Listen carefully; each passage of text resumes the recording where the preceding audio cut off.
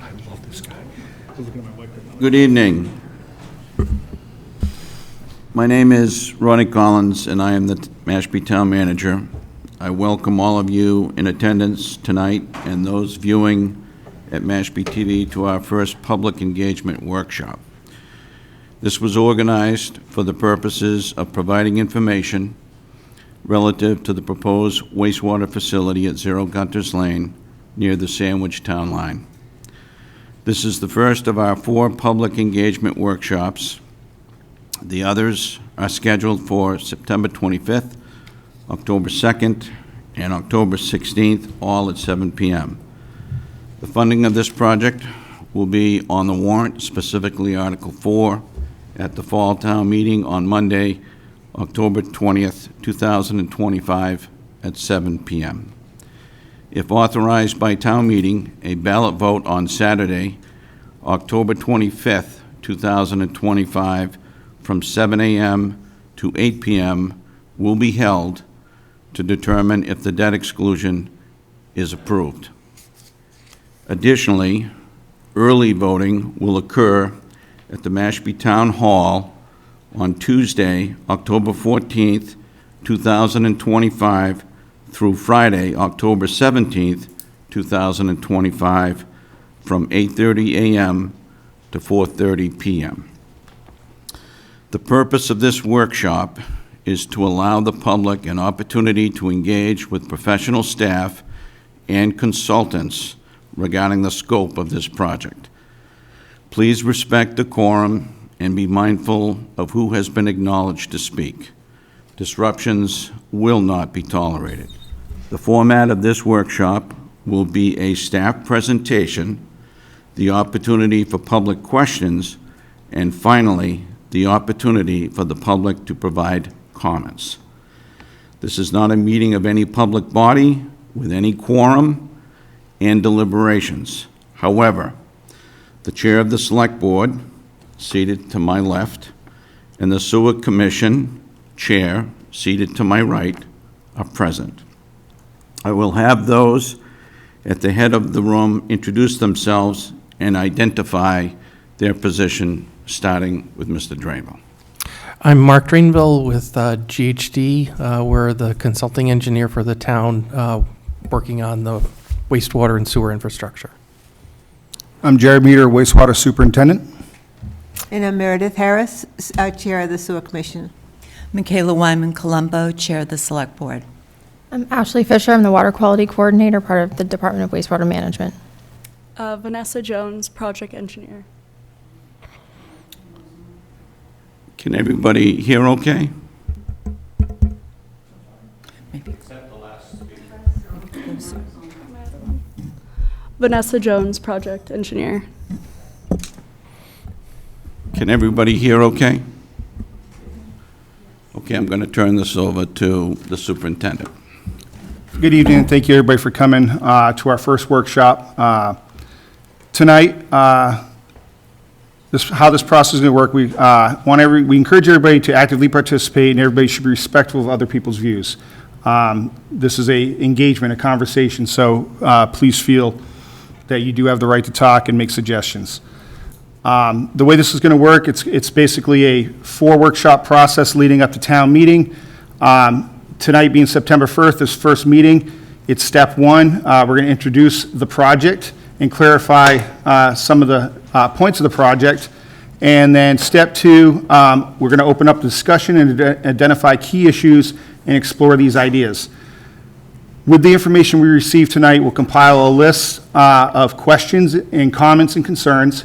That information will be taken from tonight. We will evaluate it, and we'll list them so everybody knows what those questions are, so we're very clear. We'll evaluate it, come back on September 25th to do step 3.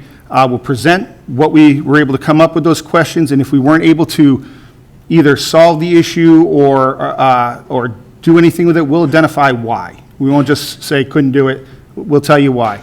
Then we'll, again, let's build upon that, identify more issues, try to make a better project. Take that information to come back to the next meeting and repeat that process, that hopefully by 4th meeting we'll come to a consensus of at least the best project we can moving forward for everybody. ultimately coming up to a town meeting where everybody will have a chance to vote if they approve of the project or not. Our goal is tonight to inform everybody of what this project is and what it's going to do, to consult with you, to come up with a better project, and to empower you in this process. This is an environmental project. Our goal is to make this project that helps the local environment recover from massive environmental problems and balance land and clean water.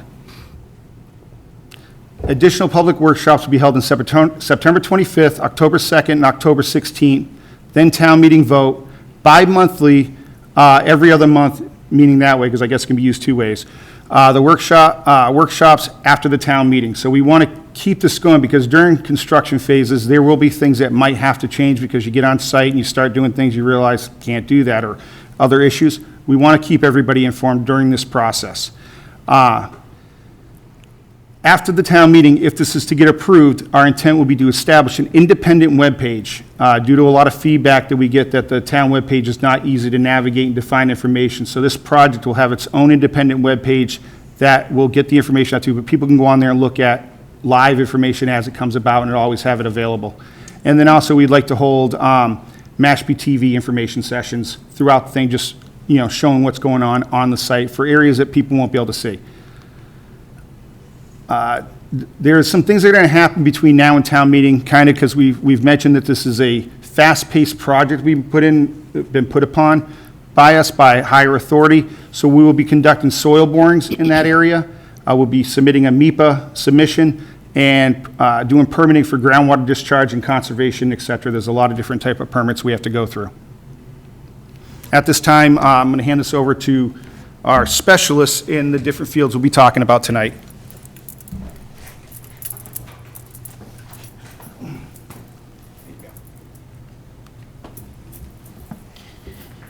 Thank you. So tonight I'm going to focus on the water quality in Mashpee Wakeby Pond, the bigger picture of the Papaneset embayment, and what we are doing in the McCoyet watershed as well.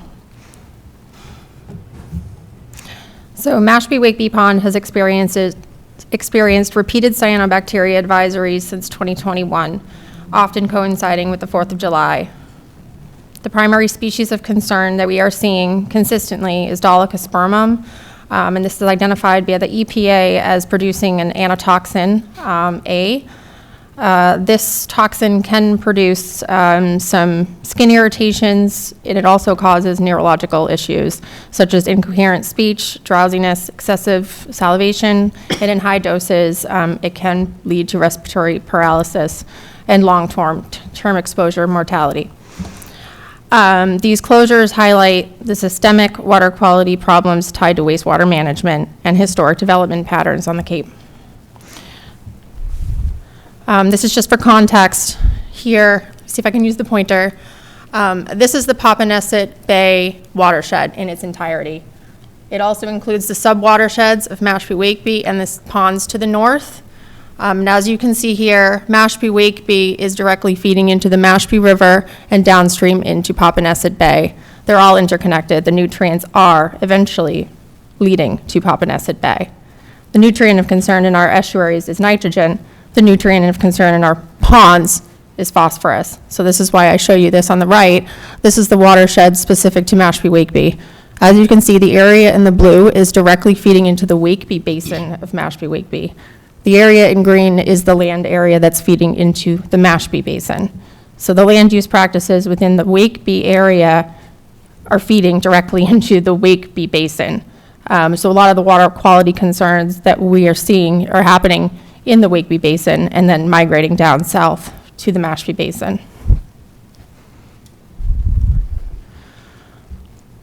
So since the 1980s and beyond, Cape Cod saw a rapid growth of uncontrolled development. Our town planning and agencies that were controlling this development were not proactive in implementing wastewater treatment. Most of these homes were built on septic systems, Title V, that were typically designed to only treat bacteria. They were not removing any nitrogen or phosphorus from the systems. Nutrients from these septic systems and effluent flow into the groundwater has directly led into our ponds and ultimately our estuaries. This has resulted in nutrient impairment, waters across the Cape, not only in Mashpee, but but the entirety of Cape Cod. We live on a sandy soil environment, so everything's leaching into our ponds and our estuaries. We are seeing this in Mashpee Wakeby, a kettle hole which is pretty much holding all of that phosphorus that has come from those septic systems in the past. So what do?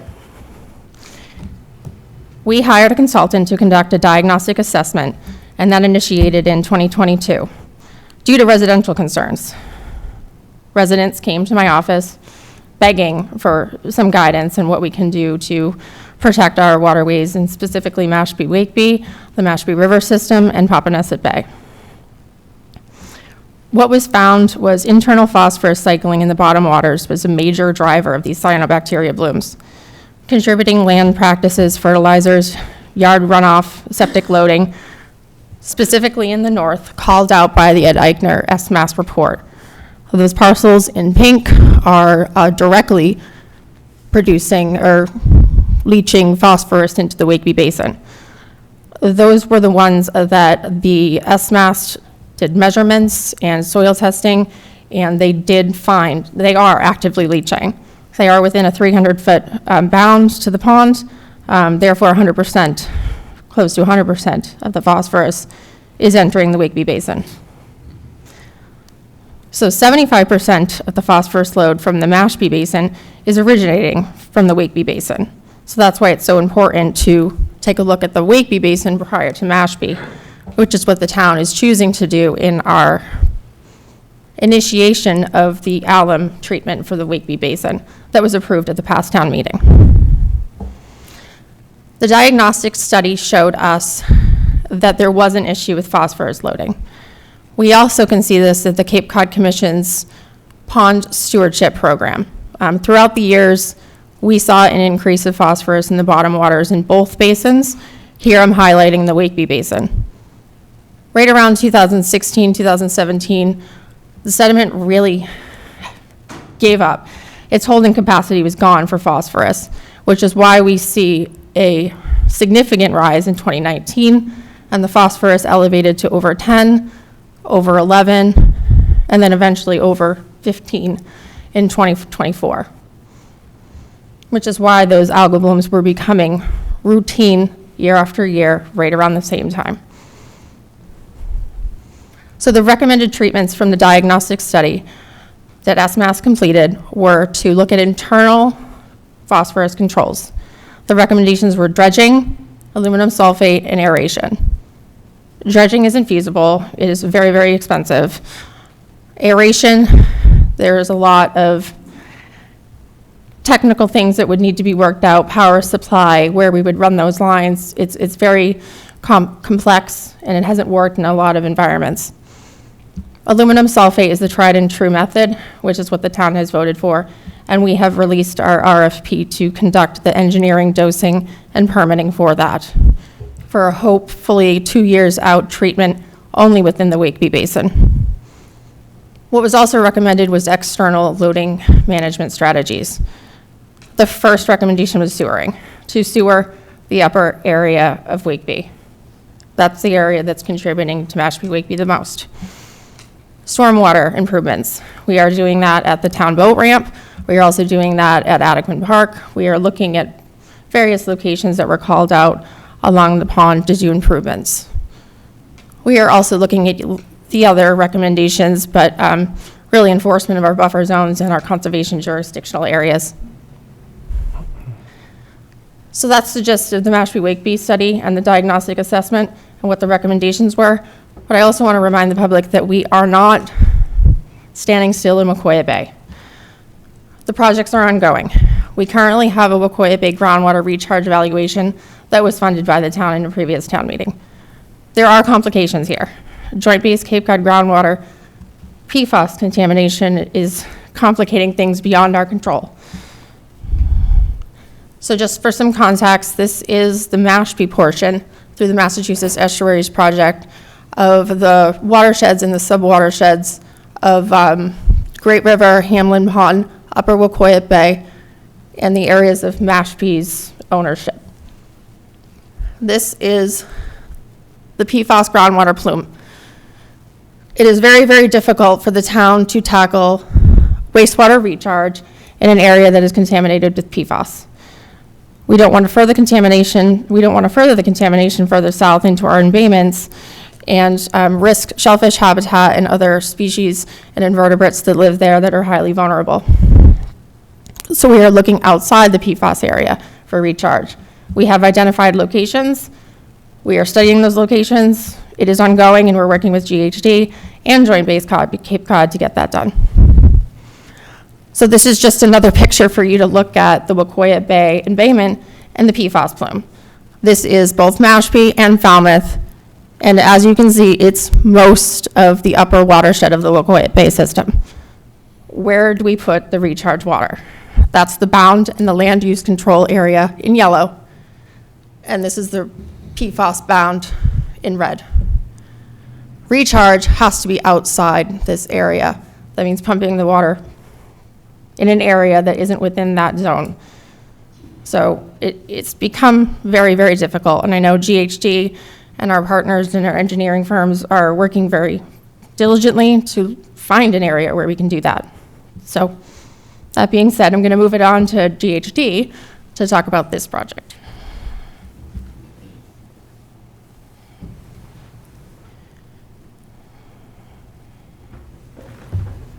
Thank you. Mark Drainville with GHD.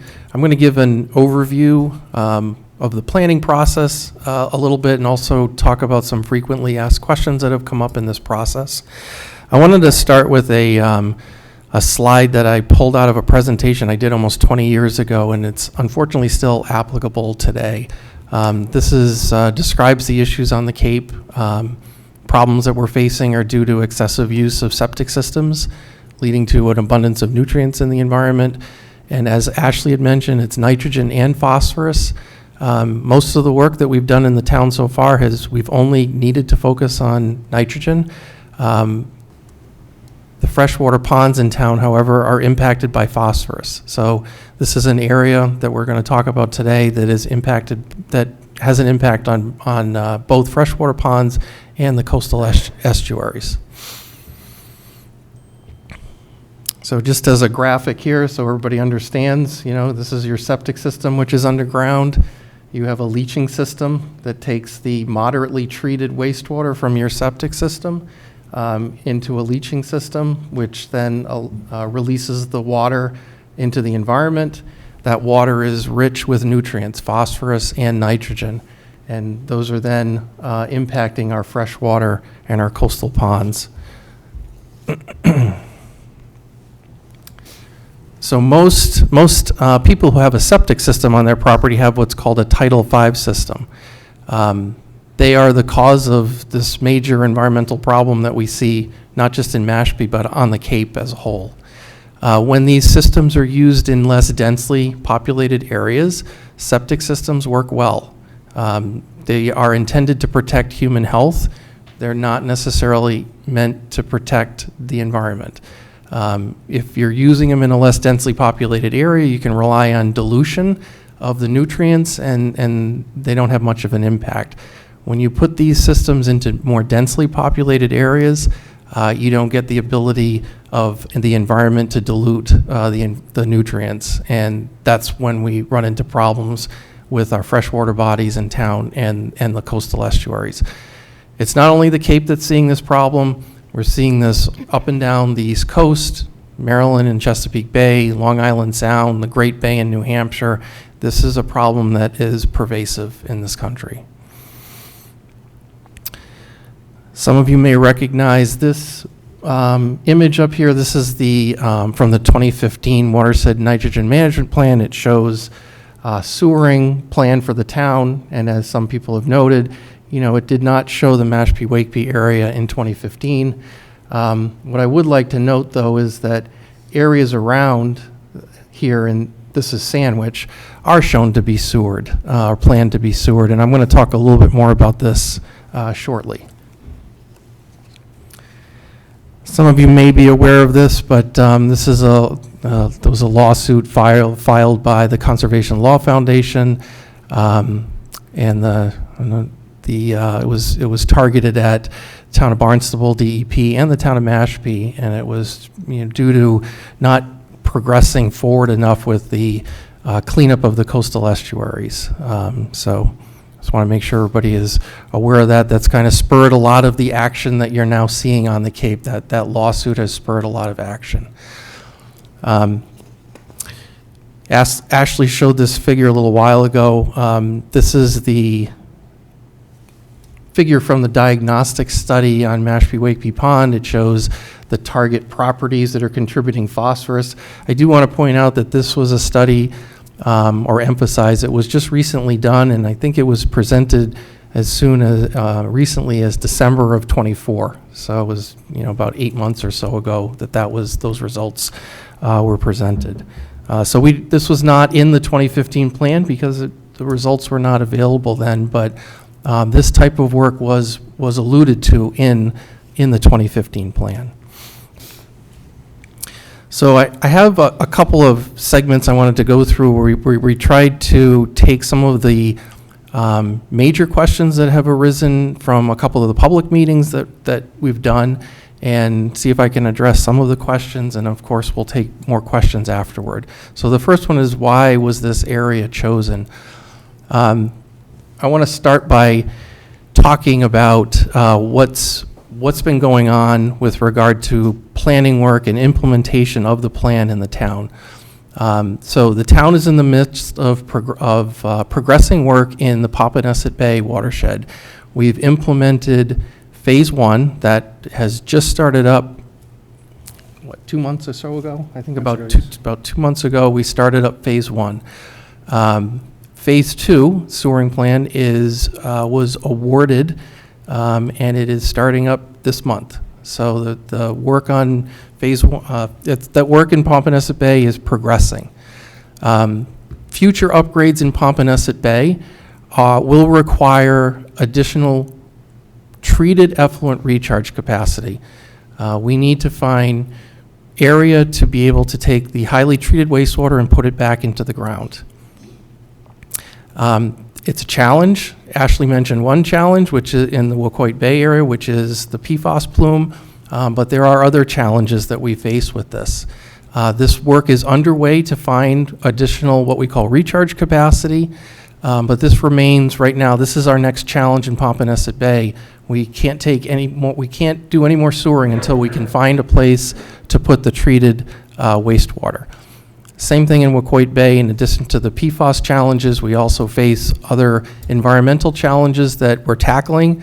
But both watersheds require a place for us to be able to put the highly treated wastewater.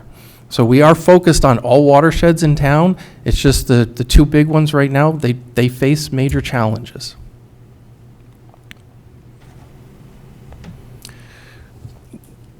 For this area that's north of Wakeby Pond, we saw several benefits. One of them is keeping septic effluent from Mashpee Wakeby Pond. Be a big environmental benefit to the pond. It would keep phosphorus out of the pond. So that's one of the contaminants of concern for Wakeby Pond. Nitrogen reduction in this area would help the town meet its nitrogen goals for Pompanesett Bay. In addition, this whole area is subject to the town's IA requirements. IA is innovative and alternative septic systems. That's the type of system that is required to meet higher nutrient limits. I will talk more about that shortly, but there are several reasons why this was we saw this as a good area to look at for controlling the wastewater.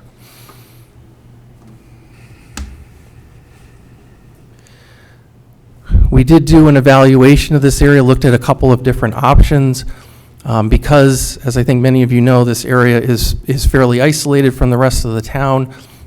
It was going to be quite costly to send this flow to the main treatment facility, so it was cost prohibitive for one option. Another option we considered was putting this IA system technologies in. The issue with that is that there are no IA systems available right now that would meet the nitrogen limits to the same level that we could do with other systems, with another advanced treatment system. And there are no approved IA systems that will remove phosphorus. So it's not a good option. Putting in an IA system is almost would feel like a penalty because you really wouldn't be achieving the goals that would be necessary.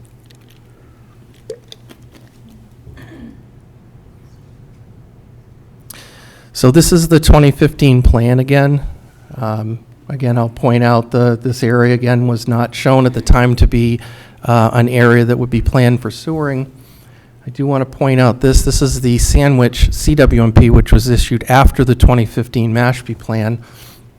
And you can see the areas of Sandwich that are surrounding this area are all planned to be sewered. They're all part of their phase 2 sewering plan. So this is not a low value area. This is an area that would be valuable for nitrogen reduction. Some people have asked the question about impact on property values.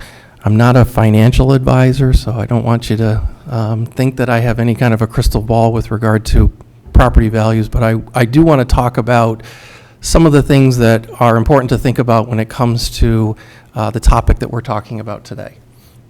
So there are 3 impacts that this topic can have on your property. One of them is the impact of environmental improvements.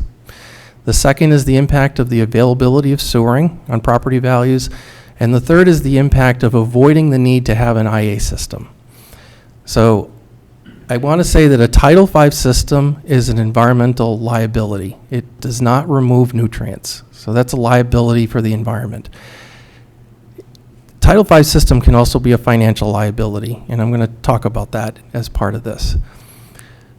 So what I have up here is some information from the Cape Cod Commission Freshwater Initiative, and in this report it talks about what kind of improvements you could see to your property value when you have clean water available nearby. And you could see here for property values, they're saying on average you would see an increase of $22,000 by when you have a clean water as your freshwater body nearby. About 5 years ago, there was a study done on the impact of sewering as compared to septic systems.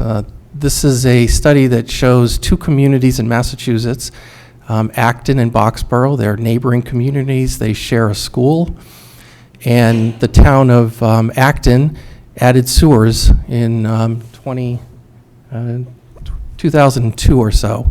And you can see in this example that early on their property values kind of mirrored each other. After Acton added sewers, Acton is the red, they eventually have a significant increase in their property values as compared to the neighboring town here. So it's generally considered to be a value when you have availability of sewers. This is an example, a local example where that seemed to show itself. So I want to talk a little bit about the potential liability of a Title V system. So who will need to upgrade their Title V system and when? And what is allowed on a property for septic systems versus sewers? So a couple of topics here. So this is a regulation within the town, the Board of Health regulation. It was issued in January of 2024. So I'm going to read the second bullet there. It requires the installation of an IA septic system to be installed on all new construction, increases in flow, and any other installation or upgrade of a septic disposal system within 1,000 feet from the surface water body.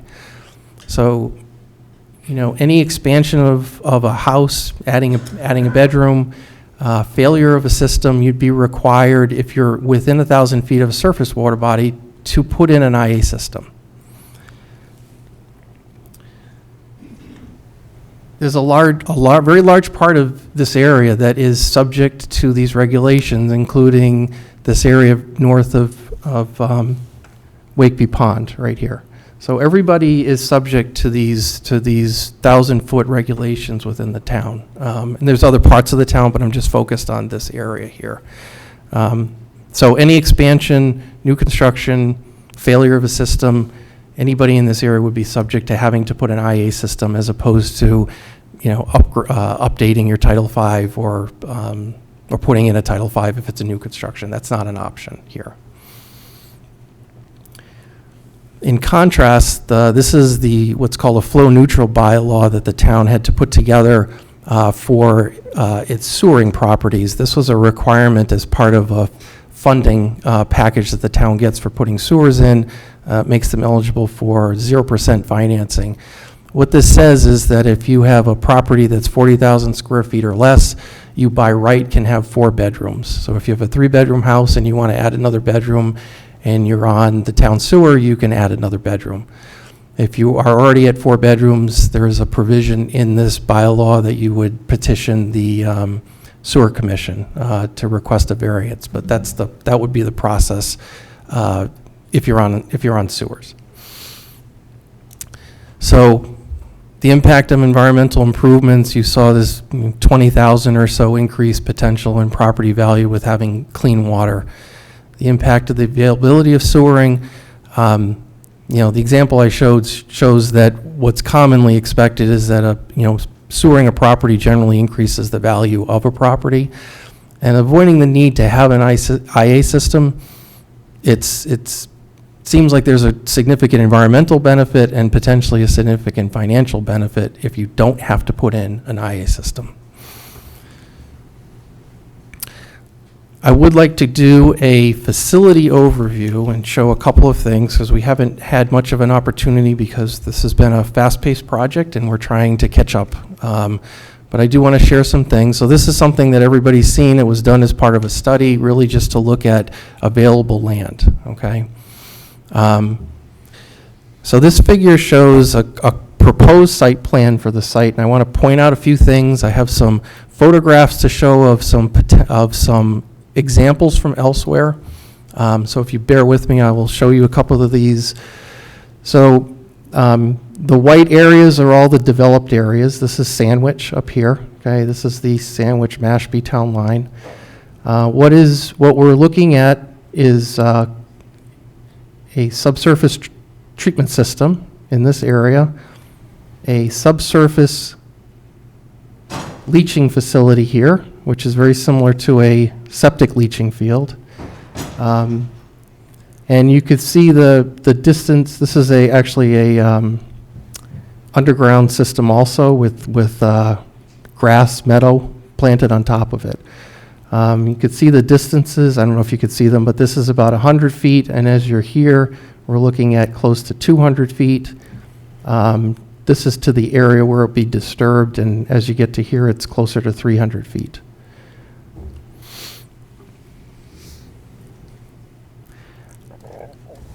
I took the green out just so you could see some of the information a little bit more clearly.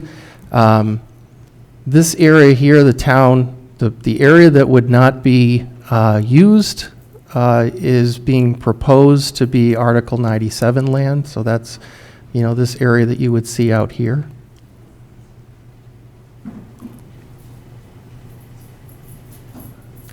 What I'd like to do is just show some of the major features on the site.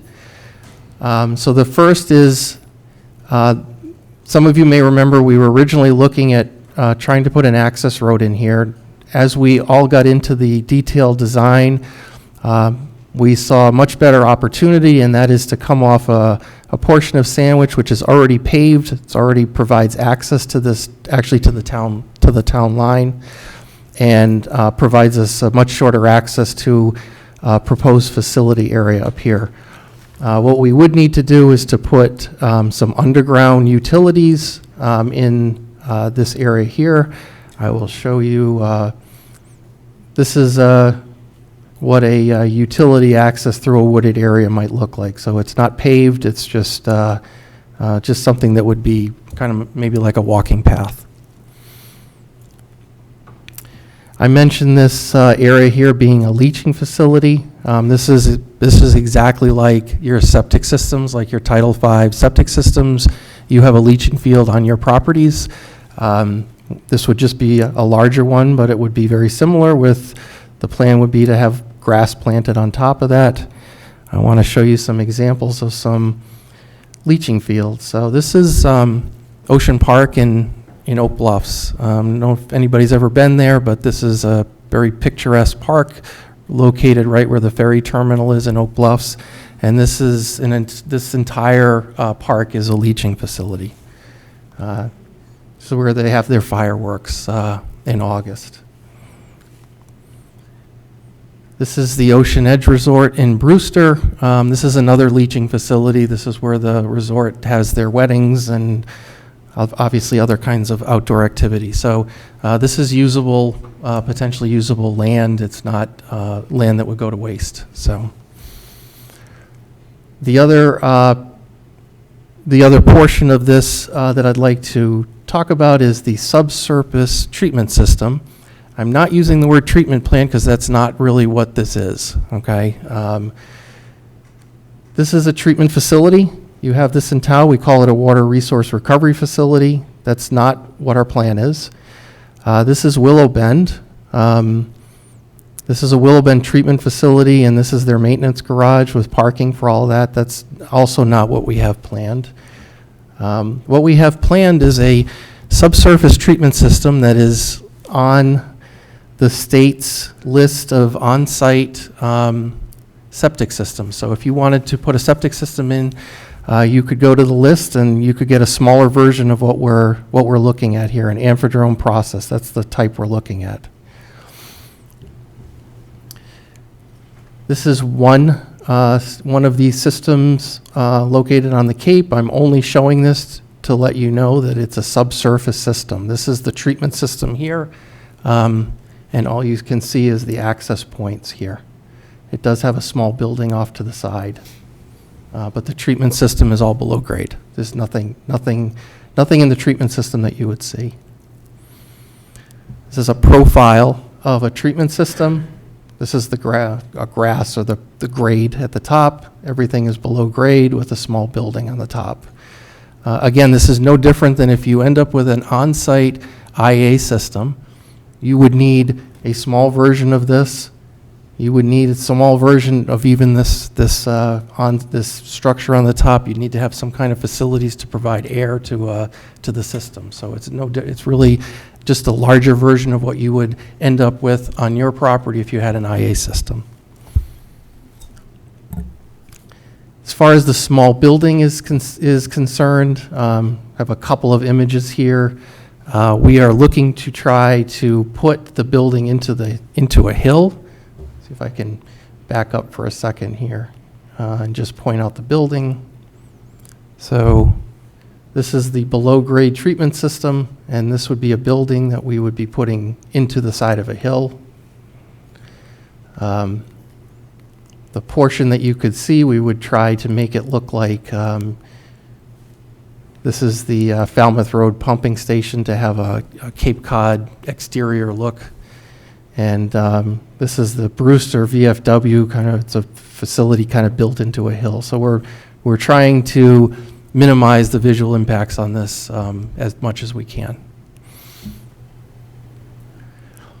This was an original plan for this facility was to put in what are called sand beds. I just want to show these. Sand beds are what are used in your main facility. But we are looking, as I said, we are looking to put in what's more like a leaching field to reduce the visual impact even further. The last thing I wanted to talk about is we did do what we're calling a visibility tracking. A couple of weeks ago, we just went into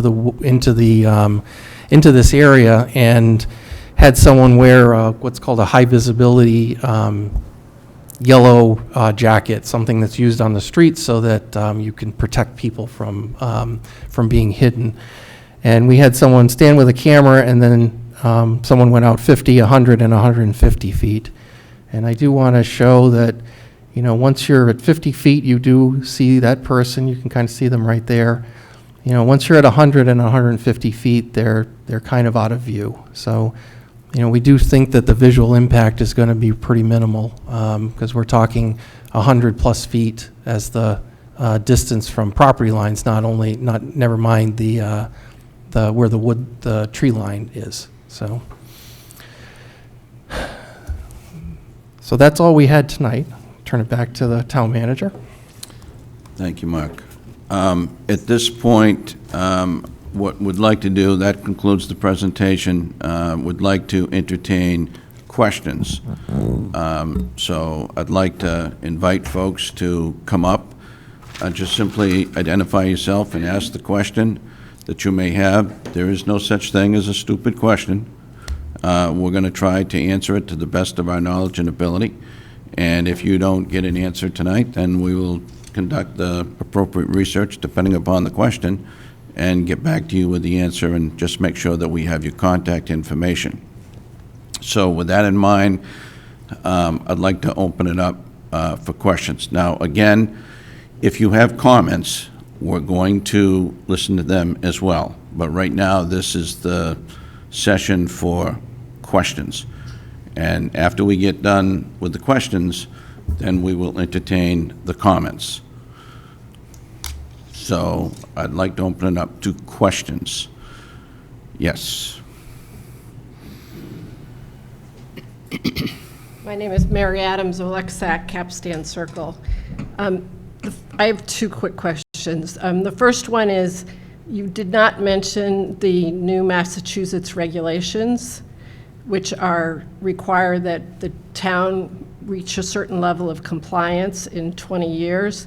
And so it would be really helpful to understand how this fits into that overall plan and what happened, the implication of a delay. My second question is that the leaching field area, is that necessarily have to be a turf field, or is that something that could be replanted with other kinds of native plants? So appreciate those answers at some point. Thank you. So I could comment on those. So the first question has to do with the new state requirements. The state revised the Title V, the septic system regulations, about 2 years ago, and it required towns to achieve their nitrogen limits within a certain period of time, or else the residents of the town would have to all put in IA systems, even if those IA systems do not achieve the goal. So it's essentially a penalty, and it would be a penalty in Mashpee. So this would help towards that goal. So the town has two primary watersheds, Pompanesett and Wakeby. There are several other watersheds that are small enough that the town filed for what's called a de minimis waiver, so you don't have to achieve anything in those small watersheds. But the two primary watersheds, the town has to achieve 75% compliance with its nitrogen limits within 20 years. And for Pompanesett Bay, the first two phases, phase 1 and phase 2, we're getting it's in the low 40%. I don't want to give an exact number because I don't remember it exactly, but it's in the low 40%. Adding this one will get us closer to 50%, so it certainly will help us towards that goal. The second question, I've already forgotten. It was about the replanting the, Leach- instead of having turf. Leaching So field. I will say that there are other options for what you can do on the leaching field. I would say that we would check with the state to make sure there aren't any restrictions, but I have seen others, taller flowers and other items planted in other fields. We just have to check with the state to make sure it's allowed. So. Thank you. Come right up, sir.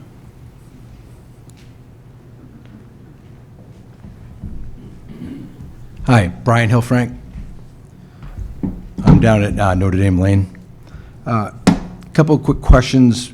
That area all around there, obviously there's a vernal pool down in there. There's conservation land in that area also. And there's questions about the section that you're looking at, if that's still conservation land or if that's open space. I think there was also some, I'll call it indigenous people issues. There's a lot of that in that conservation area. There's a cemetery up there too that I believe they've laid claim to, other side of the road. And then also, what is your time frame for your next steps?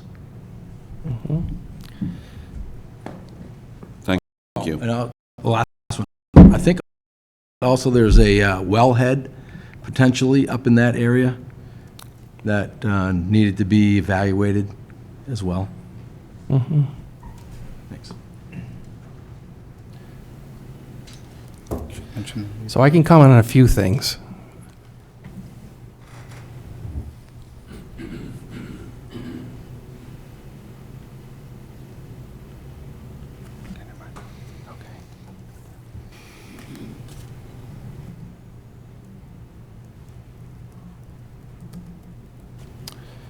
Okay, so this is the vernal pool. So we're well aware of it, as well as the 150-foot buffer around wetlands that Mashpee requires. We would not be touching not only the vernal pool, but we wouldn't be touching the buffer either. There's another stormwater wetland, or wetland that was, our understanding, created from stormwater from this development, and we would not be near that either. So that's one thing. The wellhead, that was something we are aware of and have talked to the water district about that. It is not something that they have plans to develop. The Native American, that is something we're very aware of. So all of the contract work that's done in Mashpee, we work not only with a specialty consultant, but also directly with the state.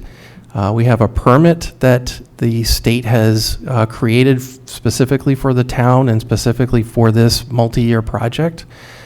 The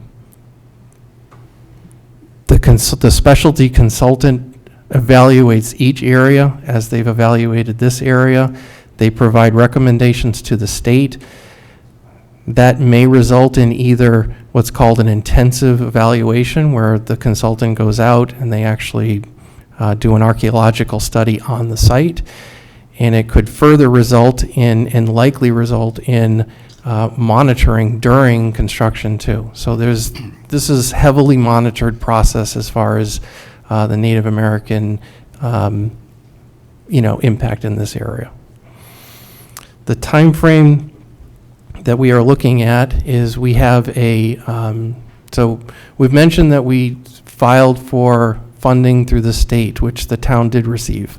I do want to emphasize that, less than 50% of the communities that submitted requests for funding got it this year. 8 years ago, everybody would get funding. There's such an intense need for funding now with the environmental problems within the state that not everybody's getting funding. So the town was very lucky to get funding. We are required to have contractors ready to go by July 1st of next year, and it's probably an 18-month or so project. So start as soon as July 1st of 26, sometime in 2028 potentially would be the conclusion of the project. And if I may add to it, we've also reached out to the compact here in Cape Cod to begin talking about taking the remainder of the land, which you'll see on the map, a dotted line with the shop arrow underneath, that any land outside that line and potentially some of the land on inside of the line will be then put into Article 97 conservation with a third, an independent nonprofit organization for stewardship. We've also began talking with the Native Land Conservancy regarding this project so that they're well aware. So both steps have been started and will continue on throughout this process. And I would just add that based upon our legal research and based upon our checking with conservation, it is not conservation land. And I will make this available to you if you'd like to pick it up. It's a legal opinion. We've waived our lawyer-client privilege.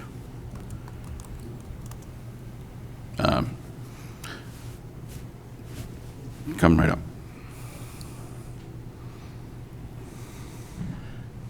I am Sean O'Connor. I live on Cation Way. The rendering that you have, is this a minimum site, the minimum impact on the site, or does it reflect what the maximum of the site could be? So if I'm looking at this, it seems like a fairly small footprint from what we originally saw. But if this is going to be allowed to expand and say Sandwich ties into it, or how big can this thing get, and is that reflected? So that's what this reflects. This is what, so what we've done is we've made this a bit more compact, more efficiently laid out on the site. This line that you see here, sorry, I can't keep my hand straight, but the dashed line here, that is the area that we are looking to have the impact on the site, if I could say it that way. For the existing, but what, let's say, 5 years from now, you say, wow, we have to expand. How far can this thing go? Here, that would be here. The dotted line. Yeah. Everything would stay in the dotted line. That's why the intent is to put the remainder of the land you'll see proposed to be Article 97 land, to ensure that we cannot, with no way, shape, or form, be able to go outside that line. It will be preserved land. Okay, thank you. So that's a very good question, sir, and I'm glad that you asked it, because it is our intent right now to advocate that the remainder that you've seen up on this map go into conservation, which we submit that currently it is not. That is our position, and that's what we want to do. And this is being recorded, and I'm sure everybody's taking notes, so that's what we're saying. Okay, thank you.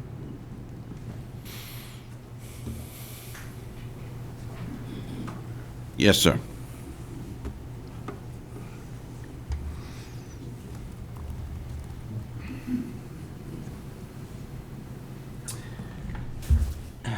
Hi, everyone. My name's John Miller.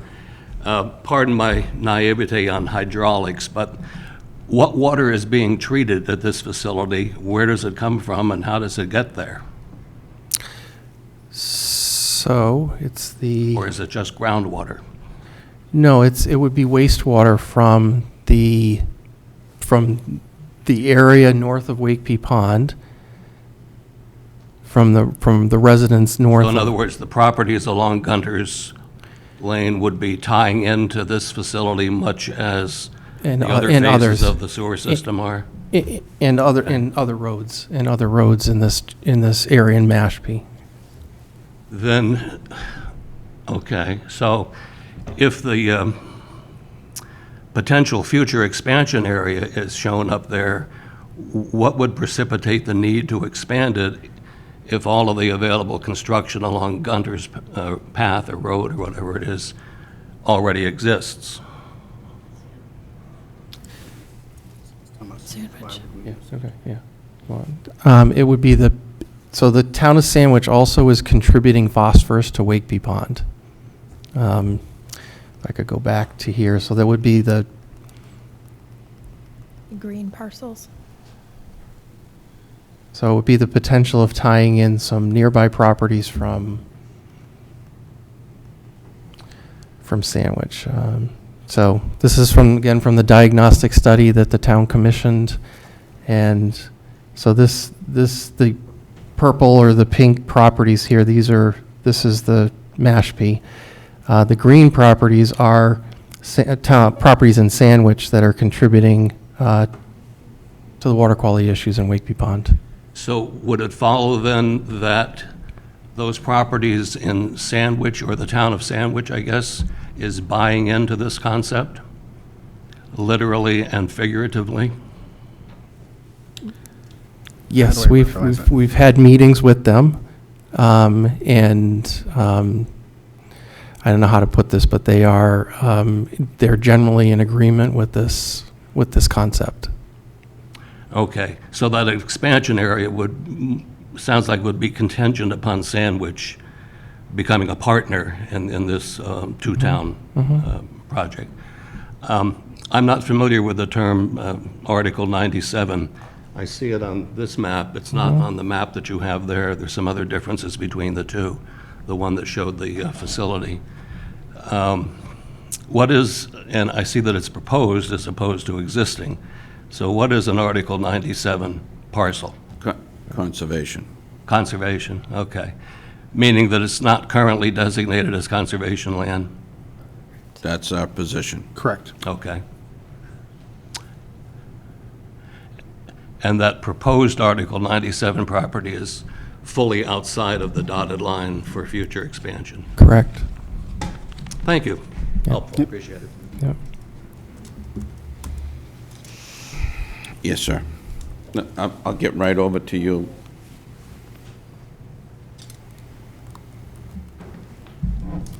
Good evening. Bill Fallon, Cation Way. I'm curious if there is any change to the property on zoning. As I understand it, when these developments were put in, this land was set aside contingent on open space, et cetera. What is the town's position on if we're selling our property and somebody goes to buy it and that open land agreement has been voided? Is there any validity to that this land was put aside for open space because of the cluster building? And also, the second question is, the piping from the homes to this particular establishment, how does that happen? Where does that go? Does the proposed Article 97 land now get taken down, the trees, et cetera, get taken down for the piping for the different neighborhoods?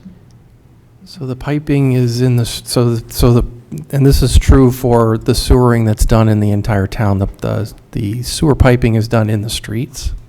That's with all the utilities. It's run in or adjacent to the streets.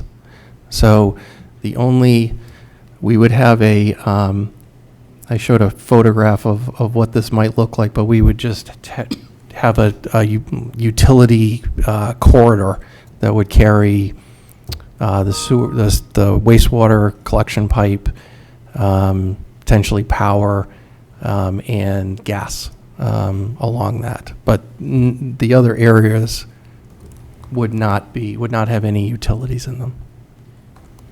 So the homes that are at literally water level that have to go up the hill to get to this treatment plant, how is that waste being transported from water level to the facility? So we use what's called a grinder pump to bring the wastewater up. This is a rolling terrain, this whole area, so we use grinder pumps in challenging areas. That's true for other portions of town. The Phase 1 and Phase 2 sewering projects had grinder pumps also. And are those pumps on this map in the hashed lined area, or are those going to be outside that hashed lined area, those pumping stations? Outside. So it would not be in here, no. It would be, so grinder pumps are usually at the streets, or for more challenging situations, they could be adjacent to the house.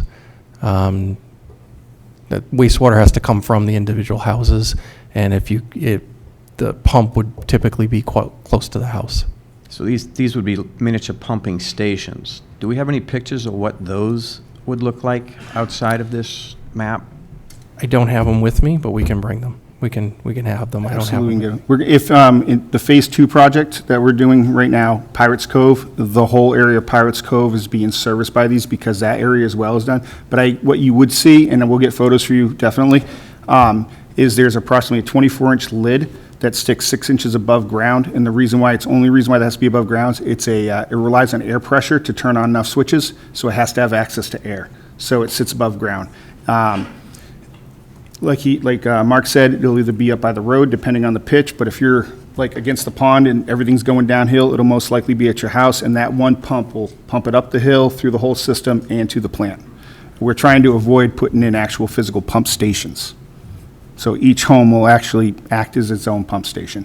And those pumps will be owned and operated by the town, so if they ever break or anything like that, it's our responsibility to pull them, replace the core, set it back in the ground, repair them, and get them ready back online. And those are electric pumps? They're electric pumps. Approximately, right now, the going rate is approximately $40 a year in the use of electricity. Okay, and the zoning, anything on the zoning as far as open land when these developments were built, the land that was set aside for it? I guess my concern is if we go to sell a property someday, it gets into a legal battle of that development was built contingent on open space. And that open space is being removed, and now the property itself, can it not be titled? The only thing that I can say, sir, and it's a good question, is based upon a legal review and also a review in conservation, it is not in the so-called Article 97 designation at this time. What we are proposing, based on the map that you see, is to put the land into that Article 97. That is our position, that's what we want to advocate, so that this issue never comes up again in terms of whether it is or isn't. And I understand that some may say they disagree with this assertion, period. But I'm just saying, for the purposes of this discussion, we want to advocate the remainder into Article 97 along with this facility, so that it's an entire package, per se, if that makes sense. We understand that there are some strong feelings about that issue, and we're trying to address it.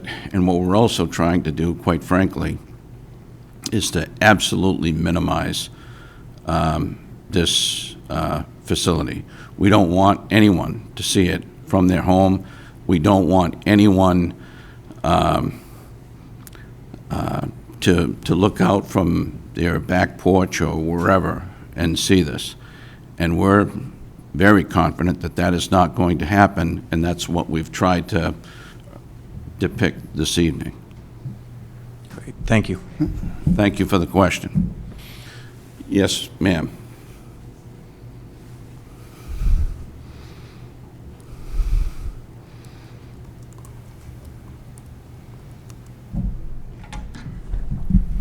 Hi, good evening. Christine Dennis, Park Road, Mashpee.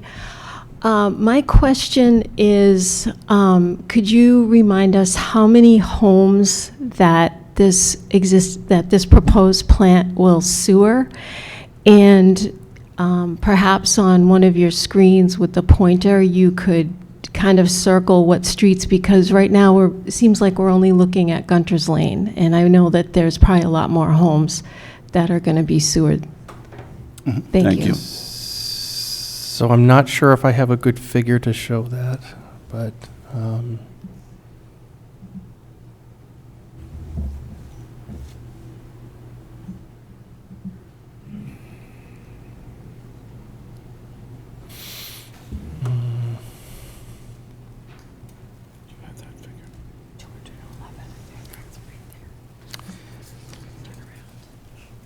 And if you could show where Gunter's Lane is on that to give context. right there. Thank you. So this is probably the best one that I have, but our intention is to include all of the properties. So this light green, or this green color here, that's Mashpee. So our intention is to cover the properties within Mashpee. Okay, thank you. Okay. Thank you.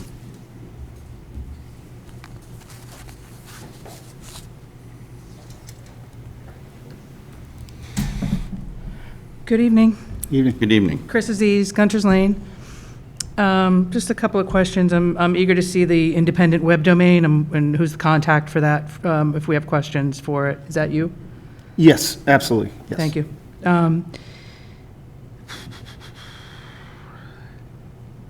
Is this deck available to us? Can we have copies of it? There's a lot of people taking pictures of it, and I think it would be helpful if we could look at it. Yes, we can And- load it up on our webpage, hopefully as early as tomorrow, and then I can also make hard copies. If anybody comes to the office, we can Thank produce you. one for them. If we could go back to the picture of the plant in your current plan. This is going to be a little bit of, and then what? okay? I'm sorry, a little bit This of will what? be, and then what? So, So I'm not sure which one you want to go to. Do keep you- going. Next slide, next slide, next slide.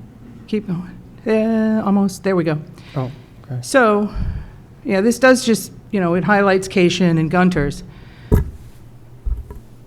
Okay, I'll be like Mr. Miller, a little bit of naivete. How do the pipes get to Pimlico Pond Road and down to the pond and out to East Road?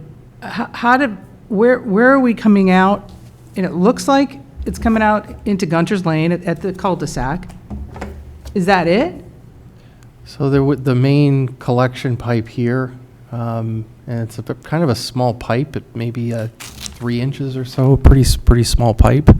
But it would be a pipe pipes that would run in the road and they would collect the wastewater.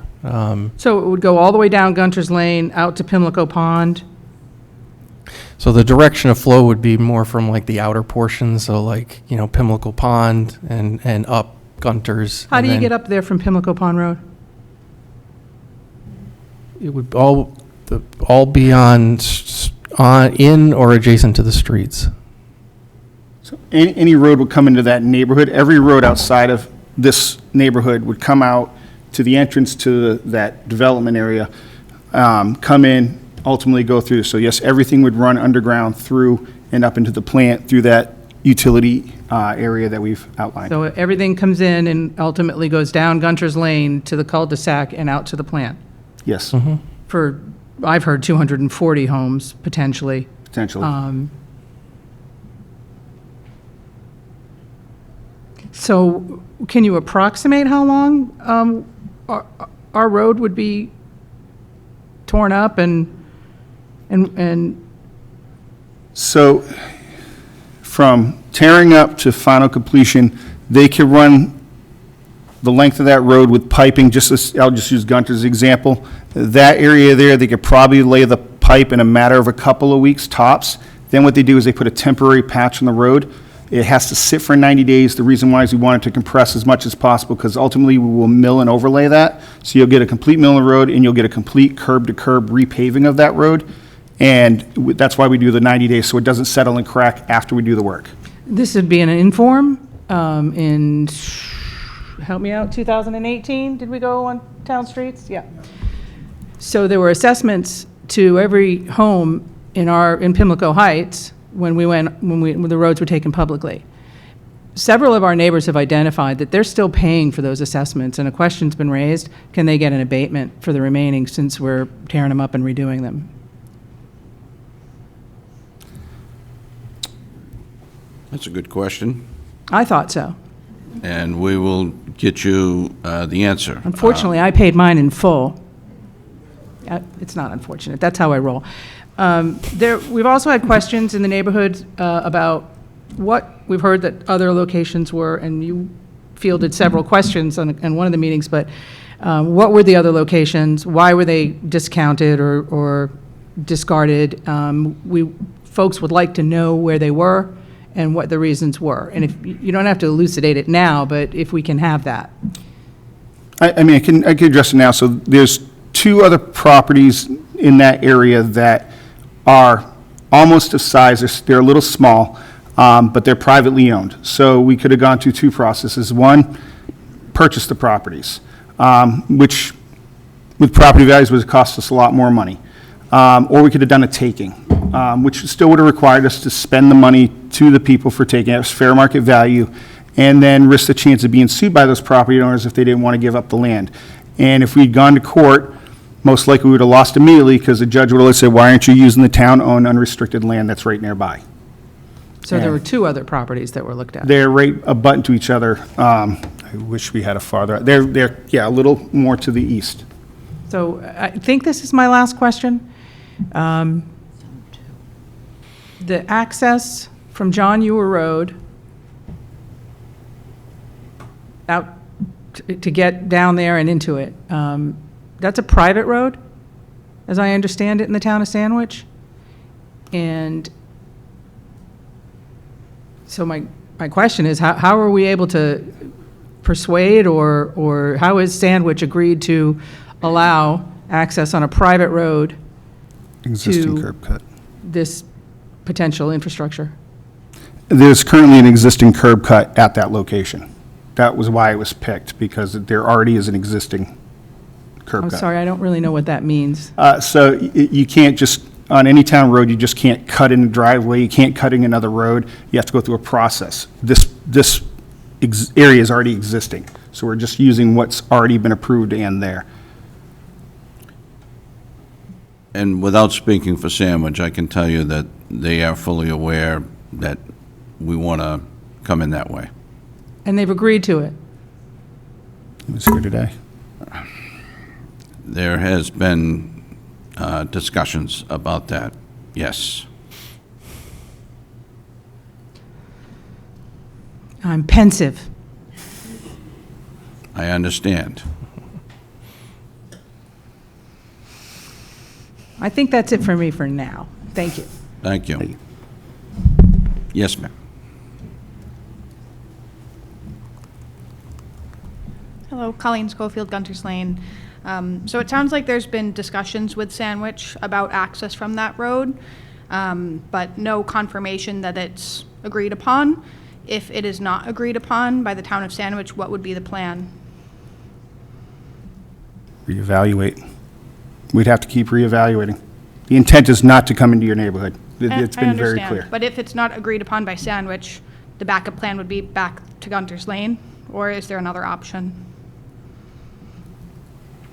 The plan is never to come back to Gunter's Lane. That has been made very clear by the residents. It is not desired.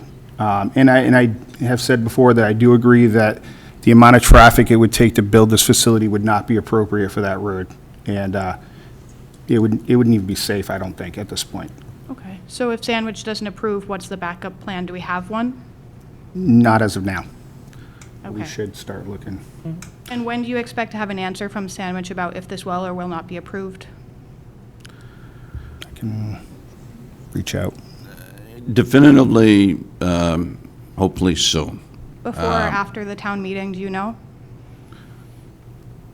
I can tell you that that is a work in progress. I don't want to speak for Sandwich without any definitive answer, but I think there are vested interests on their end as well as ours. And I understand you've got a very good question, and you deserve an answer. The one thing I will say is this: what the town is attempting to do is listen to you folks and your concerns and try to reach a reasonable resolution that addresses a real pressing need, a big priority of the town, and at the same time satisfy you for the sake of getting this across the finish line. If we were to not go the manner in which has been laid out here, we understand you're going to be upset, and we do not want to do that.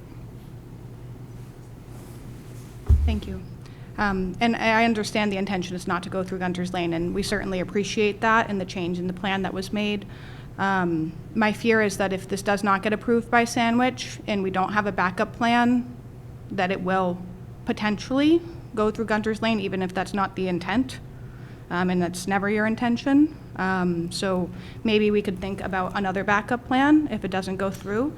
And if by the time of the final public comment meeting, we still don't have an answer, maybe we can readdress that. Yes. Thank you. How far away is this facility from the homes in Sandwich? I I'm see the sorry, buff- from the what? Homes in Sandwich. I see the buffer zones clearly listed for the homes in Mashpee, but how far is the buffer zone from the homes in Sandwich? We don't have them listed up here, and we don't, but we'd have to show the homes for me to, we can have that at another meeting. Okay, I think that could be helpful as well. Thank you. Thank you.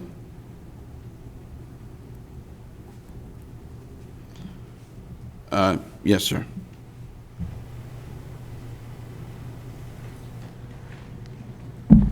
Alexander Watt, Pimlico Bond Road.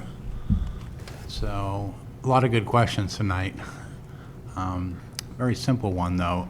And this is my Can you just pull that ignorant- mic a little closer my to you? ignorance about financing. So does the construction cost to get this all built, the infrastructure in, is that part of our tax rate under the district?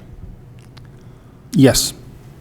Okay, and then there's a cost to connect, I presume, is that correct? So the town, for example, I live in Barnstable, I have a $10,000 tap fee, basically is what they call it.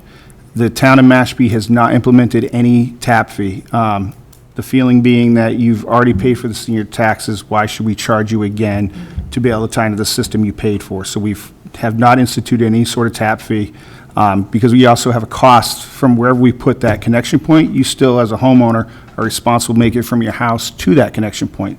So we haven't felt that there was a need to charge you an additional charge. So no, there will not be a additional charge for that. Oh, okay, so the homeowner bears the cost of getting the pipe from their basement or to Yes. the road, correct? Okay. I actually live on the corner, virtually the corner of John Ewer Road. Was there any thought of going up John Ewer Road with pipes or not? And I don't know the status of that as a road. I know that we used to have access to it to get to Peters Pond. I always thought it was a public road, and I certainly thought the Sandwich Road was, or the Sandwich portion was public, because there's a state boat ramp there. So, was there any thought of going up John Ewer Road with pipes? So that's here? Is that up here? Is that Yeah, John it's Ewer? virtually Right. it's the straight line to the right of the vernal pool. Right here, right here? Yeah, and Yeah. it comes right down to Pimlico Pond Road. You see it? That's actually within the boundaries of the Article 97 land now? It is? Yes. Okay. Because that area off Notre Dame Road, north of Notre Dame, that's all currently Article 97. Okay. Thank you. Oh. Yep. Thank you. Somebody had a hand up over here.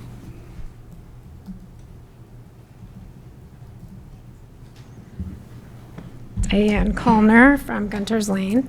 Thank you. I have a question about, you say that this facility is highly treated sewage water, and I know it's going to contain perhaps 240 homes of waste in that one location. So, and I know it's not a closed system, so what is going to be leached from that system? Into the ground? you mean? Yes, yeah. So when I call it highly treated, it's treated to a high level for nutrients. It's much more highly treated than any septic system Okay, on but the what properties right about now. other waste like pharmaceuticals and other things? I'm just thinking like now we have 240 homes of waste coming to that one spot. Mhm. And I'm just curious of how, like what exactly is coming out of that? Or So- can I find that somewhere? So I could talk a little bit about pharmaceuticals. So there currently isn't a state limit on that, okay? But all septic, what would be discharged out of here would be no higher Okay. than what's coming out of all the septic systems All and right, I'm going just into the thinking same. it's all concentrated right there. And how close to, say, a drinking well would you want a facility like that? So we're Like- monitoring that. We're monitoring like any drinking water wells in the area. We're monitoring Right, that. because there are several Mhm. north of that. Okay, and also, So north here? yes. Yeah, so the Sandwich groundwater. residents all have wells. The groundwater flow in this area is going south. Okay, so when it goes into the groundwater, it doesn't affect Peters Pond?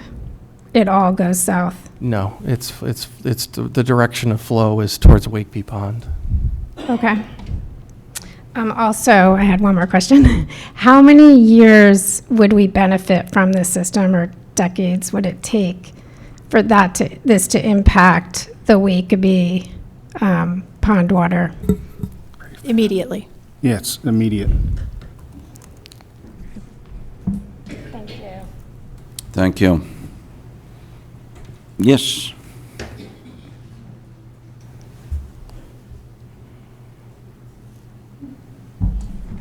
Hello. Hello. Irene Chekovich, Sunset Strip. I hate public speaking, and I continue to wind up here. So one of my questions is, it actually had to do with wells. I believe there are some people south of Gunter's Lane who are on well water. Is there any chance that the recharged water would have a negative impact on drinking water south of Gunter's? So that's all part of we have a permit that we get through the state for this groundwater recharge, and that's all part of that. So not just the goal, but we would not have an impact on that, so. Okay. And I don't know whether this has been figured out or not. How many acres of trees would have to be clear cut for the facility property? Whether there's an estimate of that? And conversely, how many acres of undisturbed land would become part of the Article 97, the new property boundary? And maybe you don't have that yet, but maybe that could be at another So we're session. looking at the area of disturbance, which is this dashed line here, that is, the target for that is 7 acres or less. Okay. So I think the property as a whole is 26 acres. So, that's what we're looking at, is less than 7. Okay. And correct me if I'm wrong, but the facility itself is less than 2. Correct. So like when we look Just at wanna the point that individual out. portions of this, the individual facility is a small part of that 7. It's less than 2. And I understand that, but I'm assuming most of that area would have to be clear cut of trees. Is that correct? So this is the leaching field. So this would, but we would be putting some natural features back on it, grass, or if we can, flowers or other things Right, like that. after Okay. that, yep. But there would not be trees in here. Okay. But we would look to work to put trees back along the border, though.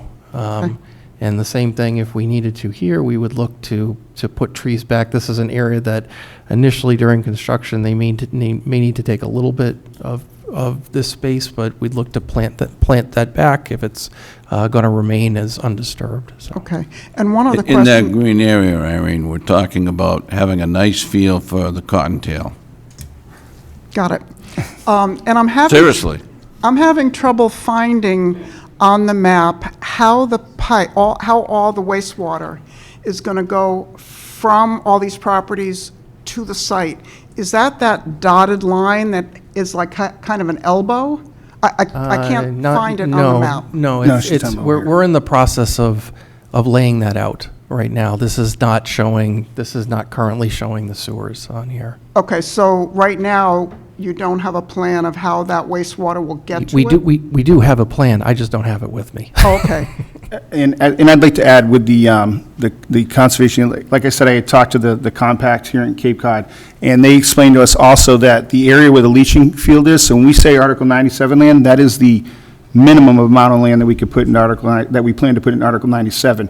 It was explained to me, I learned something new, that if the compact said we can also put the land with the leaching field can be put into Article 97, it would just have a provision in there that we're required to maintain it to a state that they says it has to be, but it would still in addition be Article 97. And they did suggest the meadow habitat, because it's something that's greatly missing on Cape Cod. We're way undersized. And they did like the fact they could also promote the endangered species of the New England cottontail as a possible area. So we talked to the Native Land Conservancy about native growth species to be put around to provide the field for the bedding, and then the rough vegetation on the sides so they have shelter to hide from predators. So Okay. it's actually, it was a good site, and they were very receptive to it. That's why you saw the little rabbits up there on the I like rabbits. symbols. I like all the ones on my front yard, too. So do my dogs. One other question, as long as I'm here, and then I'll leave. I've spent a lot of time at the north side of the property, right by Peters Pond, and it looks like that access road may be starting on Peters Path, where the gate is. So will Conservation Commission have to approve that road going through that section of the property? Okay. Yes, and we've already been speaking to the department itself, and will be put on a future Okay. agenda. Yes. Okay, I think that's it. Thank you very much. Thank you. This is the area that she was referring to. There's a little piece that has to go through conservation land.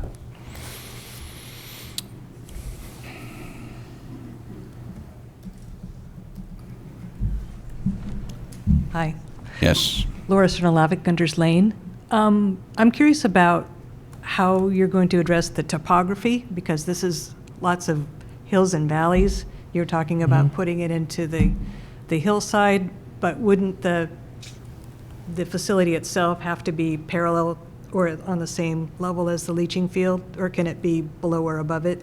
It could be below or above. We could pump it up or let it gravity feed down. Okay, Mm-hmm. great.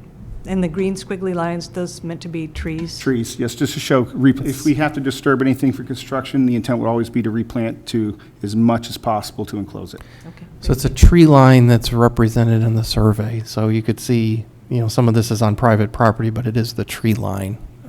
So. Gotcha. Thank you. Thank you. Yes.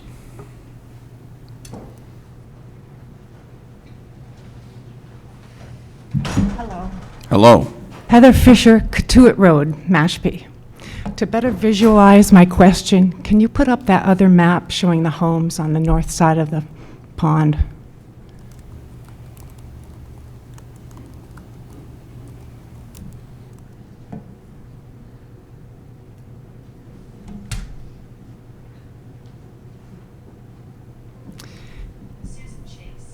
The Mashpee homes, the purple side on the right side of your map, there's a couple of homes that lie on Katuitt Road.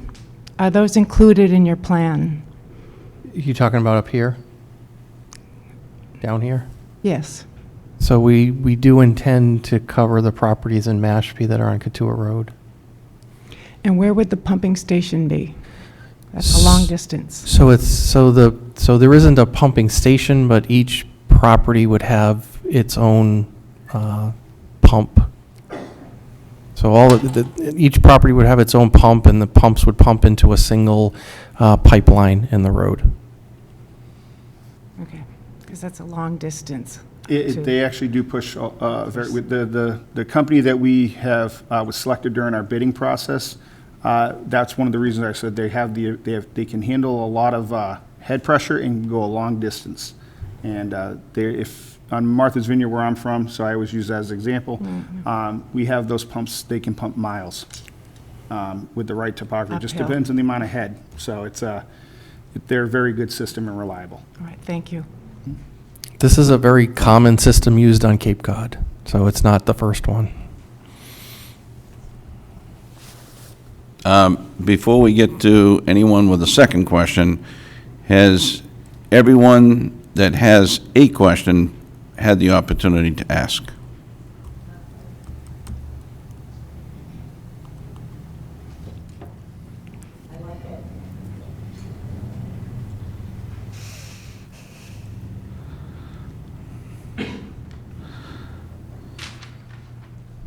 I feel this is a positive development, Lynn, because you don't have your horse and cart.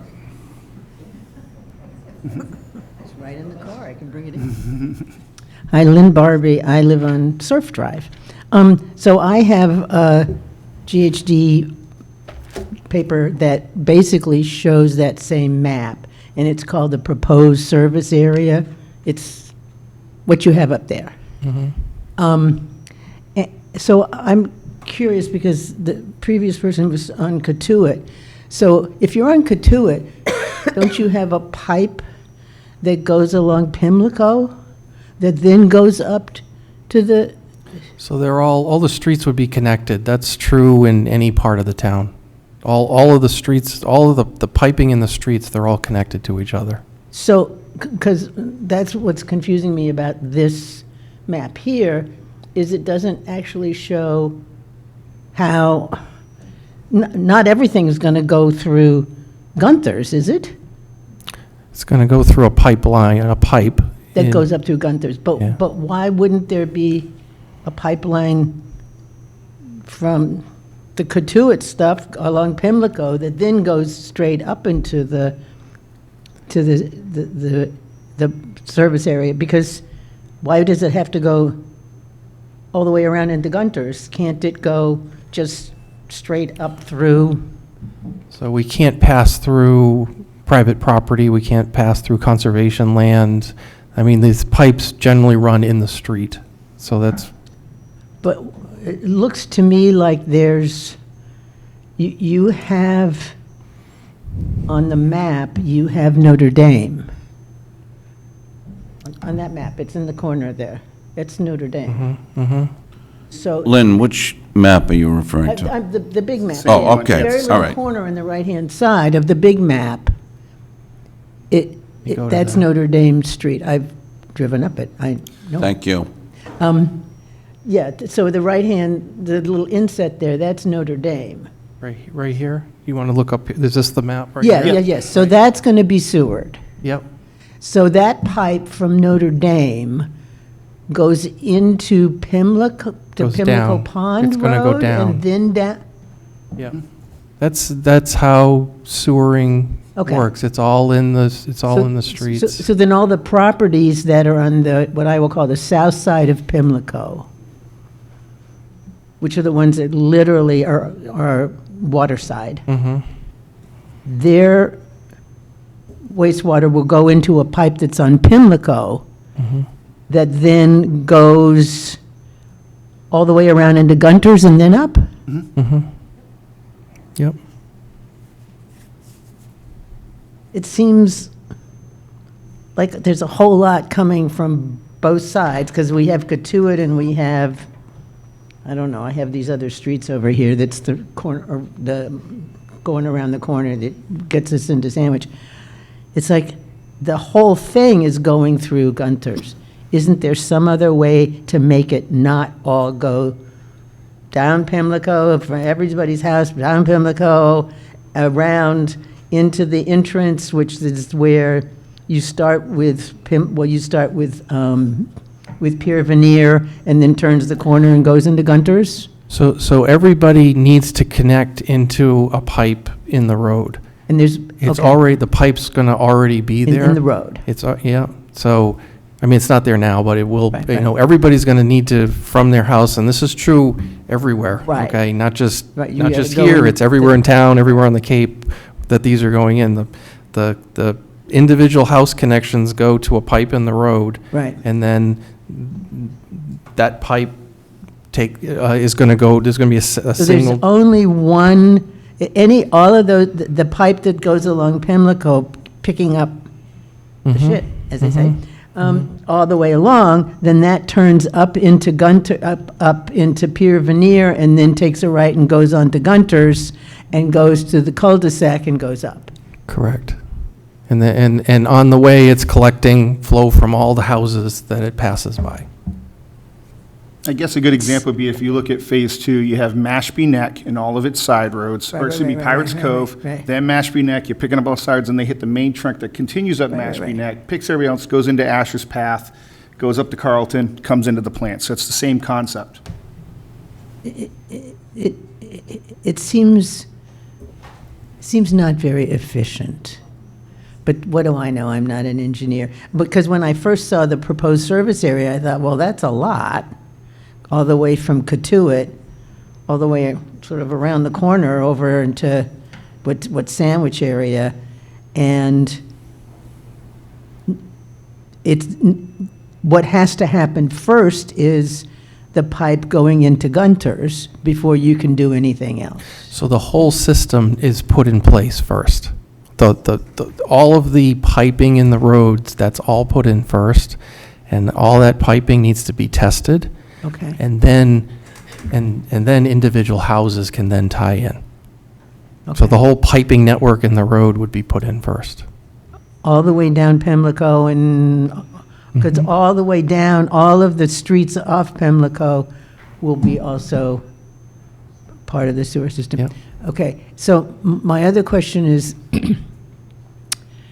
that road that goes into the system is a permanent road that will be used repeatedly if trucks need to go in and out of? So There's you're the- talking about this road here? Yes. Yeah, so the daily access to that facility would be a pickup truck?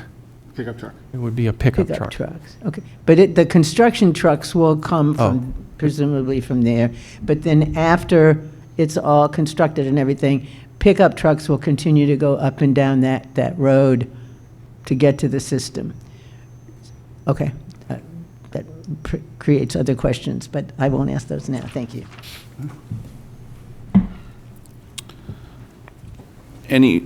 I'm going to get to you, Mr. Miller. Anybody that has not had an opportunity to ask a question that has a question? Yes, sir.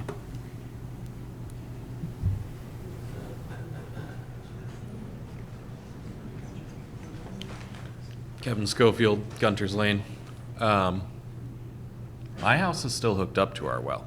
I'm sorry, can you repeat that? My house, 31, right there at the end of Gunter's, is still hooked up to our well that's on the property.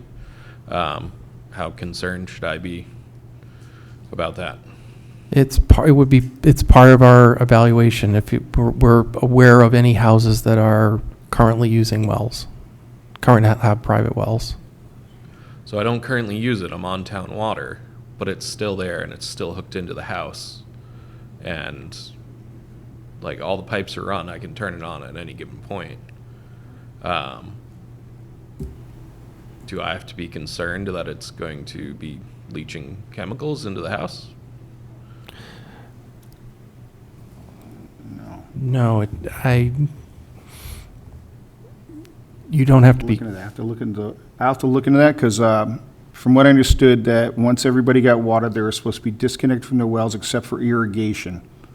That was the way it was supposed to be the water superintendent, but I will definitely ask him and look into that because from what I understand, you were supposed to be disconnected once you do get on town water because you actually present a risk to the town's public water supply by having that connection because if your well does get contaminated, you can contaminate the rest of the town.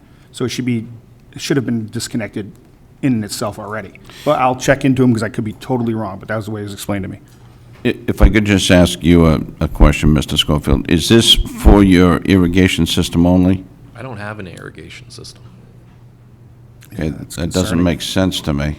Yeah, I'll have to ask him. That might actually have to be disconnected anyways, regardless. Okay.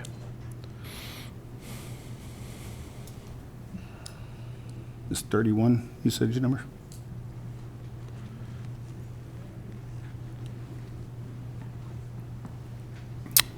Anybody else that has not asked a question that would like to ask a question? Mr. Miller?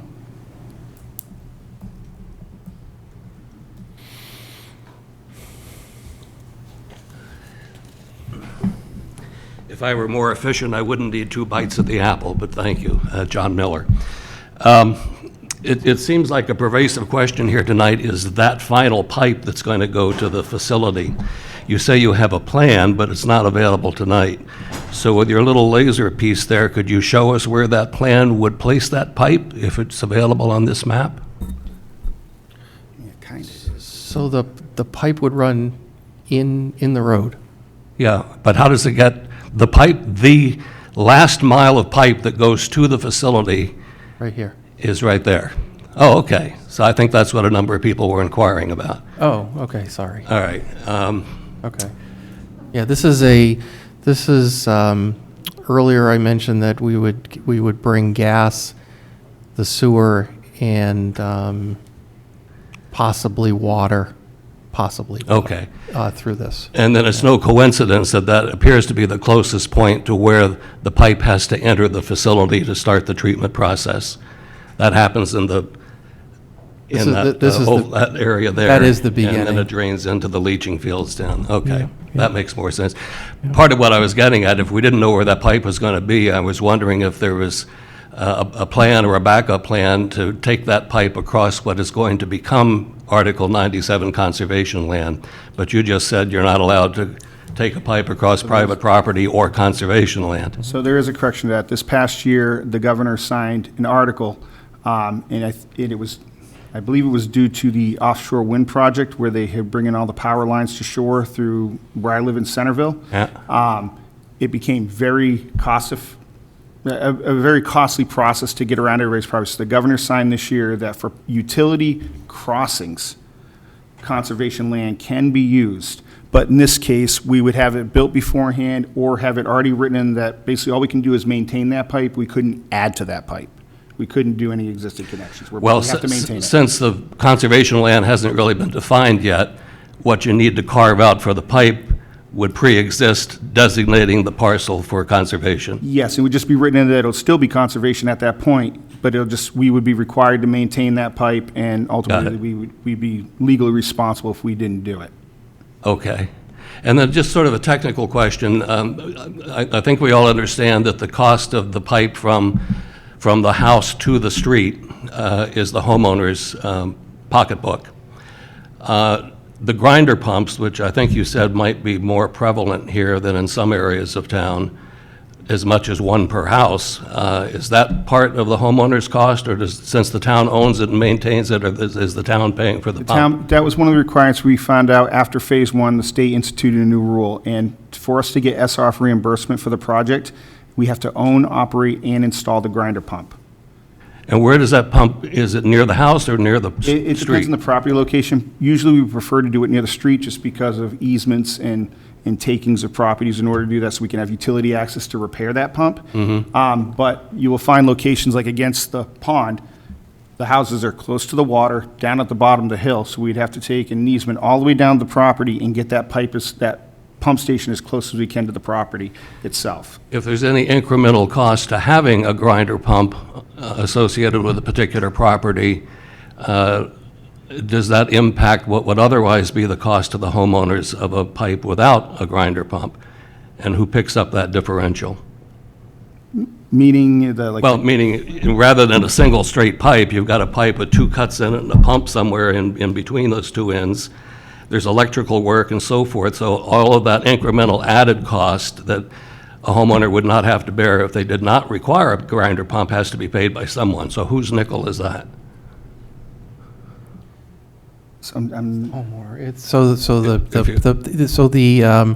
Like the cost to provide power to the pump would be the homeowner's responsibility, and connecting to the pump, running the pipe to the pump is the homeowner responsibility. So there are responsibilities for the homeowner. So you're saying other than the electrical work that the homeowner pays, right, $40 a year on average? So that's the cost to run the pump. Understood. Oh, Right. okay, I'm sorry, yes. I think what he's also So there's no added cost to the homeowner if there is a grinder pump from their house to the street? Correct, and we're finding in No cost to the homeowner. If they're paying $10,000 for a straight pipe, they still pay $10,000 even if there's a grinder pump. Let's put it that way. Yes, Got it. actually, yes. Okay, I see what you're saying now. Yes, absolutely. Okay, thank you. Yep. Sorry to belabor the point. Yes.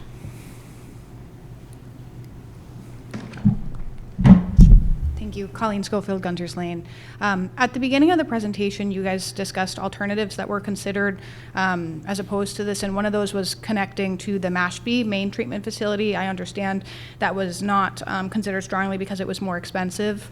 But later in the presentation, you discussed how Sandwich is planning to sewer similar areas, kind of abutting the areas that are proposed to be sewered by this treatment facility.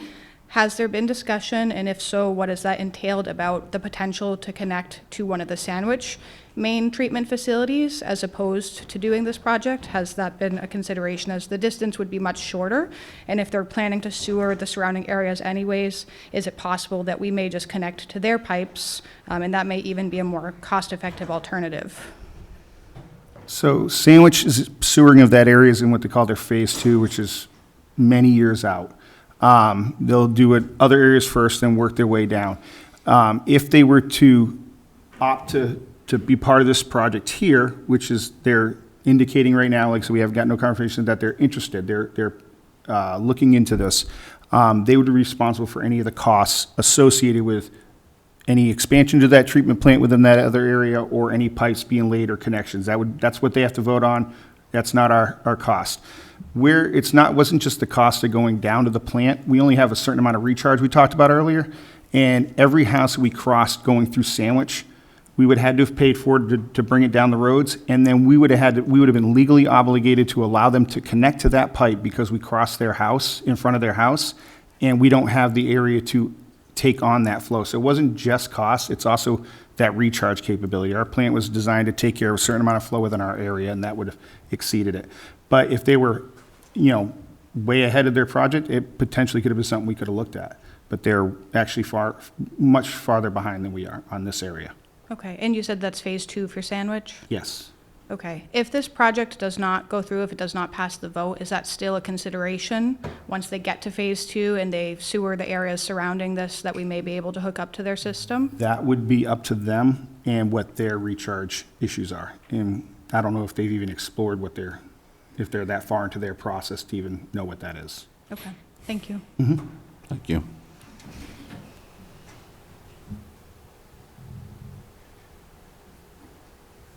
My second bite at the apple, John? Okay. Chris Aziz, Gunter's Lane.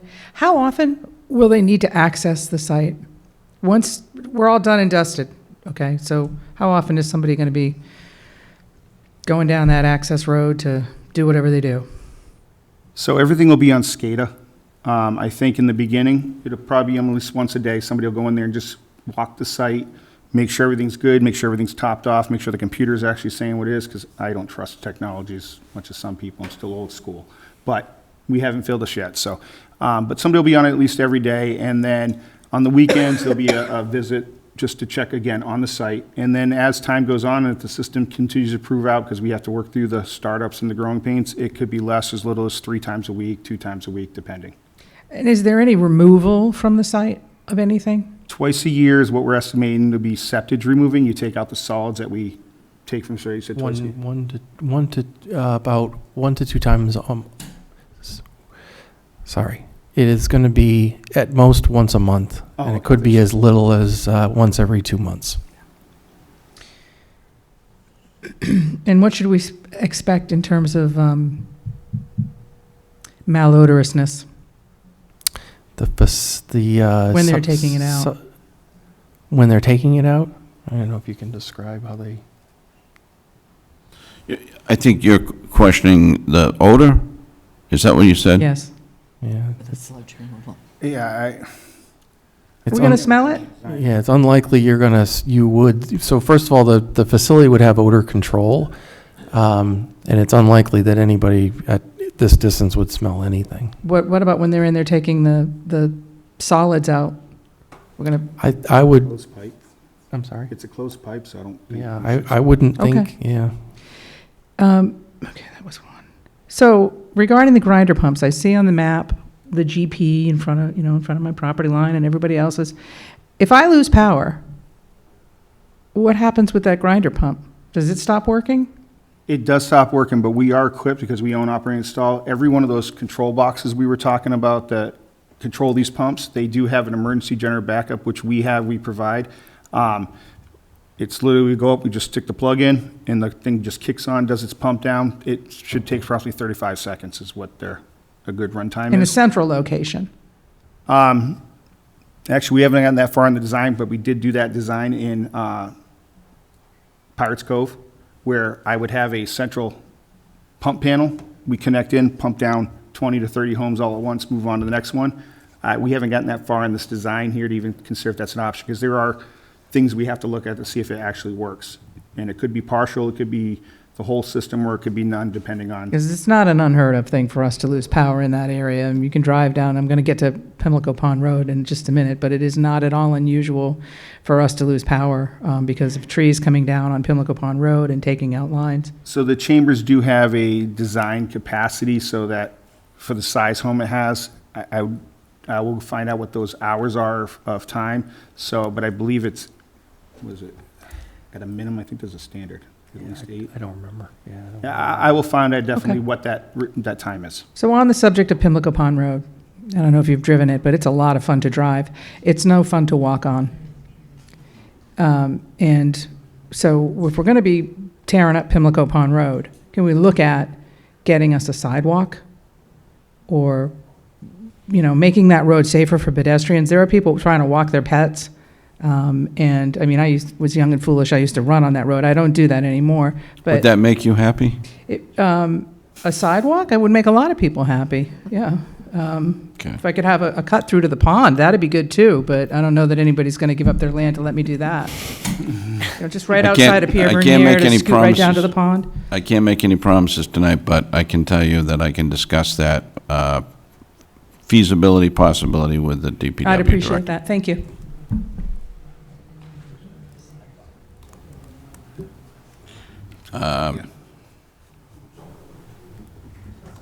Anyone else? I'd like to really wrap up the questions and get into the comments because we're approaching 9 o'clock. So, seeing no other questions, does anybody have a general comment to make that they would like to make?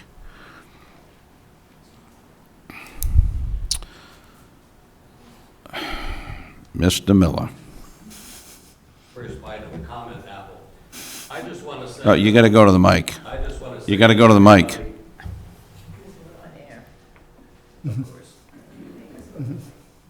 Everybody at this table tonight deserves a pat on the back. I think the concept of having these 4 sessions is a huge asset to the deliberation of this process and a good means of informing people that are concerned enough to show up or watch if they're watching on Mashpee TV. So my compliments to the administration and the select board of the town of Mashpee for causing this sort of thing to happen. I think And it'll Sewer prove to be a Commission. good example of future opportunities for other big controversial projects. Thank you. I'm going to turn that right back to the folks in the audience because we've listened. Your input is valued. It is. And despite the fact that there sometimes is a disagreement on this or that, the fact of the matter is we don't want this to be adversarial, and we want this to be for the best interests, the vital interests of the town. So sometimes when there are differences of opinion, what we try to do is reach a resolution through compromise, something that is workable, something that satisfies all of the concerns. Sometimes it's very challenging to satisfy all the concerns, but we can certainly strive in that direction. So tonight, this is the first workshop. I thank your participation. More importantly, I really thank you for your questions. All of them have been good questions. We've had a lot of notes. We've got some follow-up work to do. We will do it. And we look forward to welcoming you all back for the second session, as well as the third and fourth, and obviously town meeting. Before I close things out, does either chair have anything to say? I have nothing else to add. Thank you. Yeah, just want to say thank you. I too want to thank everybody here that helped me get this coordinated. They're the backbone behind this project. Again, thank you for your involvement, your participation, your comments. And with that, I'm going to close. Hold on. I would just like to just point out again from one of our previous slides that if you have any questions you think about tonight, if you could please just send them to wastewater@mashpma.gov, and we will bring them up at the next meeting and try to address them then. So I understand Yes, everyone that's, tonight. yes, absolutely. We're going to take care of that, Lynn. And again, just for those in our TV audience, comments and questions, wastewater@mashpema.gov. I'm going to repeat that one more time. Wastewater@mashpema.gov. I want to Again, thank everyone for participating, and I wish you all a good night, and look forward to you coming back for session number 2, workshop number 2. Thank you. Have a good night.